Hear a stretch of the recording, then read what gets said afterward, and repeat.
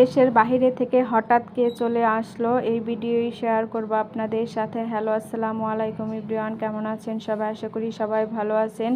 এই যে আমি আর আয়ান সকাল সকাল রেডি হয়ে গেছি। এদিকে আমাদের ড্রাইভারও চলে আসছে, আর শ্বশুর আব্বা যাওয়ার আগে শাশুড়ি আম্মাকে বাজার করে দিচ্ছে। সুধা আপু রেডি হয়ে নেমে গেল।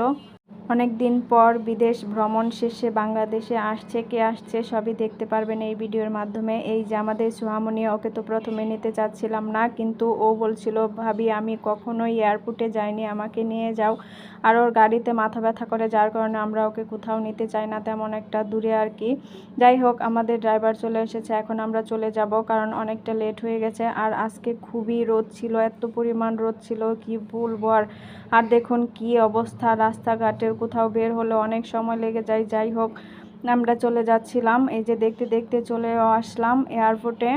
আর এয়ারপোর্টের এইদিকে যে কী রোদ ছিল, আমরা তো দাঁড়াতেই পারছিলাম না, একদম দেখুন তাকাতেই পারছি না। আর আয়ন যে কী পরিমাণ খুশি, আমি ভাবছি যে ওকে ঘুম থেকে উঠিয়েছি, হয়তো ও কান্না করে দিবে, কিন্তু ও কিন্তু অনেক হাসি খুশি ছিল। আর এত লোকজন ছিল, সবাই সবার আত্মীয় স্বজনকে নিতে আসছে, আমরাও নিতে আসছি একজনকে, দেখতে পারবেন ভিডিওর মাধ্যমে। যাই হোক, এদিকে আয়ান তো একদমই কুল থেকে নামতে চাচ্ছিল না, আর এত সময় তো কুলে নিয়ে থাকাও যায় না।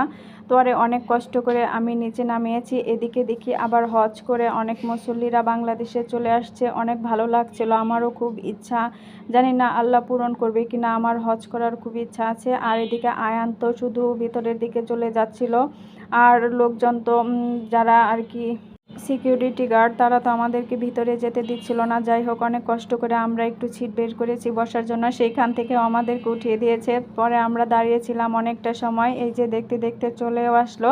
আর আজকে কিন্তু চলে আসছে ভাইয়া, আয়ানের বাবা। অনেক দিন পর সে লন্ডন ভ্রমণ শেষে চলে আসলো বাংলাদেশে, ঘুরতে গিয়েছিল। যাই হোক, বাবা ছেলের দেখা অনেক দিন পরে। আয়ান তো প্রথমে একটু মুড নিচ্ছিল, কথা বলছিল না, কারণ তাকে রেখে গেছে, যার কারণে সে একটু মন খারাপ করছিল। আর ওর দৌড় দেখে তো আমরা সেই খুশি ছিলাম, কিন্তু বেচারা দৌড় দিতে গিয়ে পড়ে গিয়েছে। এখন এই যে আমরা চলে যাব বাসায়, ভাইয়া তো চলে আসছে। আর লন্ডনে তো শীত, যার কারণে এরকম সোয়েটার পরে আসছে। আর আয়ন শুধু এটা খুলতে বলছিল বারবার, এই সোয়েটারটাই আপনার খোলার চেষ্টা করছিল। আর ও কিন্তু রাগ করে ওর বাবার দিকে খুব একটা বেশি তাকাচ্ছিল না, রাগ না, আসলে অভিমান করেছিল বাবার প্রতি। কারণ ও সবসময় জন্মের পর থেকে সবসময় ওর বাবার কাছেই ছিল। হঠাৎ করে কোথায় চলে গেল, বাচ্চা মন তো বুঝিনি কেমন লাগে আর কি। আর আমরা তো দাঁড়িয়ে থাকতে থাকতে পুরাই অস্থির হয়ে গেছিলাম, কারণ অনেক গরম ছিল আজকে। এই যে দেখুন, ভাইয়াও কত খুশি তার ছেলেকে বুকে পেয়ে, কারণ সেও কখনোই আয়নকে ছাড়া এভাবে দূরে থাকেনি এত দিনের জন্য আর কি। যাই হোক, এখন চলে যাব আমরা বাসায়। আর এদিকে দেখি আবার তারা ফুল নিয়ে বসে আছে, হয়তো তাদেরকেও আসবে, এই কারণে দাঁড়িয়ে আছে, ফুল নিয়ে বসে আছে। আমাদের গাড়িটাও চলে আসলো। এই যে দেখুন আমার আয়ান এখন কত খুশি, সে কিন্তু অনেকটা সময় নিয়েছে তার বাবার সাথে ফ্রি হতে।